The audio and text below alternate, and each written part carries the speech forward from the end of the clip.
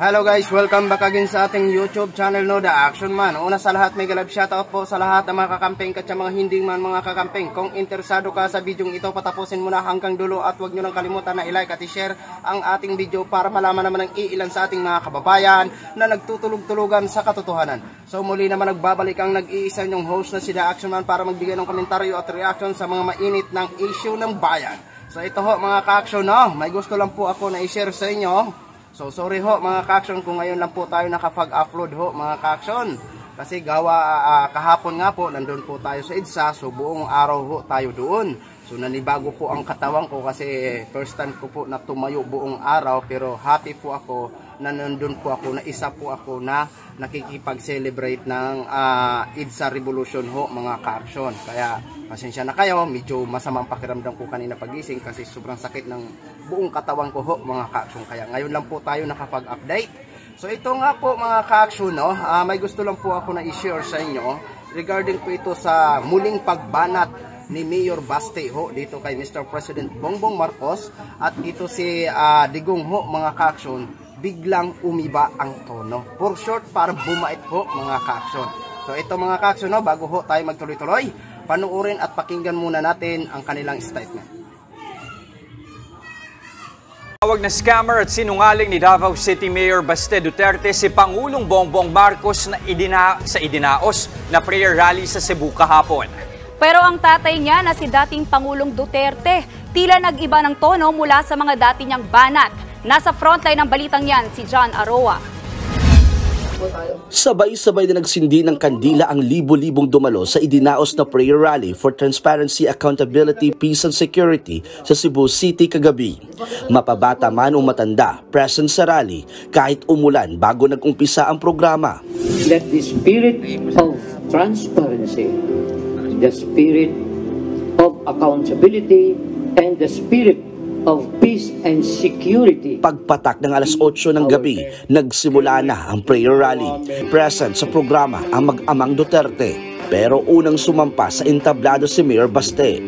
Gaya nung unang prayer rally, binanatan niya ulit si Pangulong Bongbong Marcos.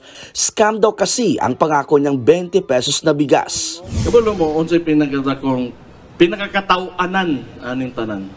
Ibakak di mo ng tag-20 nga bugas. Scam, tawag ana, in short, para di na tamutaas ang storya dire.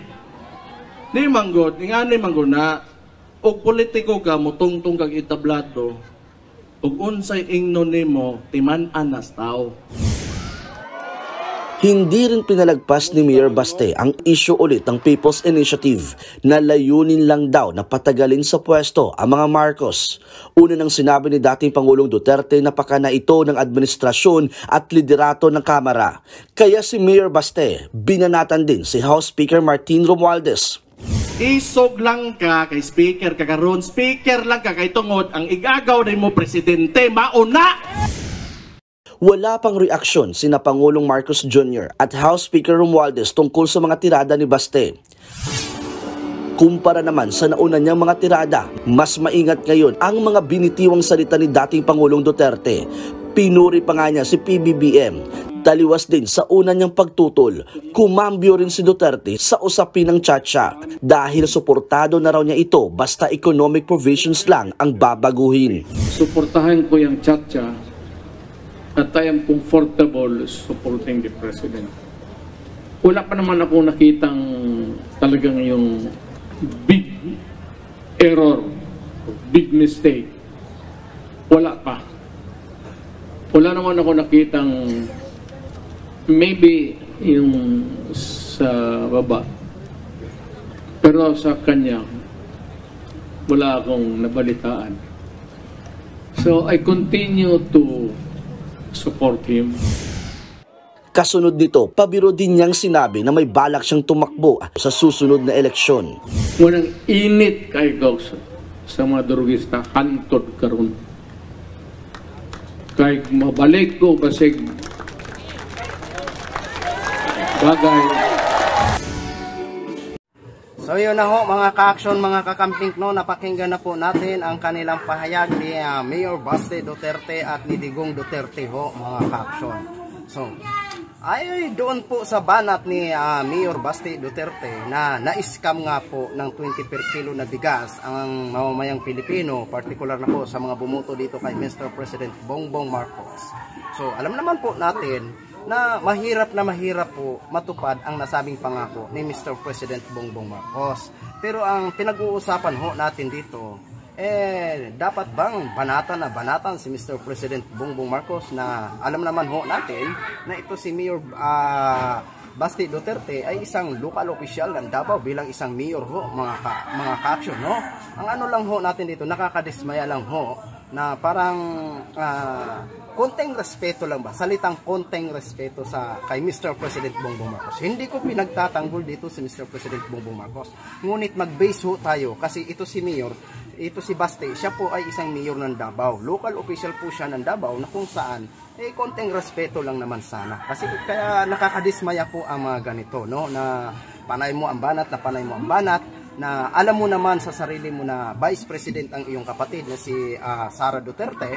So, kunting delikadesa na tinatawag ho mga kasun. Bilang local official siya ng Davao ho mga kasun, bilang mayor ng Davao, no? Kunting ano lang po sana, respect, no?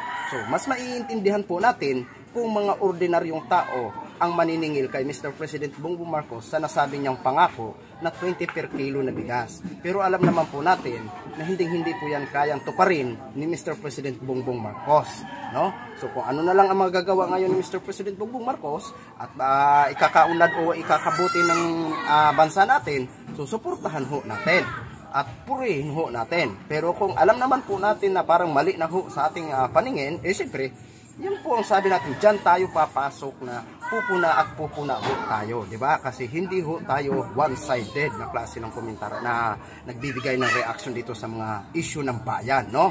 So, kaya sana dito kay Mayor Basti, kunting ano lang ho, Mayor, no? Kung kayo po ay may galit pa, siguro naman, magdahan-dahan naman po. Kasi nakakadismaya ho bilang isang ikaw ay kinikilala ng mayor ng Davao, dapat ho, relax lang, chillax lang. So regarding naman po dito pagdating kay Digong Duterte ho mga kaksong, kay dating Pangulong Duterte, mukhang bigla yatang umiba ang tono, di ba? Kung dati nung natatanda natin ang naging speech niya doon sa Davao na kung saan pre-rally din ho mga kaksyon, alam mo naman kung gaano niya binanatan si Mr. President Bongbong Marcos at kung gaano siya kaayaw na suportahan ang nasabing economic provision o tsa-tsa ho mga kaaksyon. Pero ngayon mukhang umiba ang tono. Bakit bigla niya nalang suportahan ang economic provision? Kasi sabi niya, basta for economic provision lang. Ang tanong ho natin dito, kung masabi ma-approve ang nasabing tsa-tsa na yan, kung talaga bang economic provision lamang ang kayang ipatupad ho nila kumpara lang sa economic. Pero nako po, gaya na sabi ho natin ng mga last video, nako, baka magulat ho tayo kapag maano po yung tsa-tsa na yan, no? At ang isa sa mga palaisipan ho natin, bakit biglang umiba ang tono or bumait ito si Digong ho mga ka-action dito kay Mr. President Bongbong Marcos? Yan ang dapat natin antabayanan kung ano ang mga susunod na mga eksena sa pagitan ng mga Marcos at Duterte ho mga ka-action, no? So yun lang muna mga ka-action, mga kakambing, no, ang latest update. Maraming salamat po sa ating mga viewers Luzon, Visayas, South Mindanao, all over the world. Ako po ang inyong lingkod, si The Action Man. Bye bye.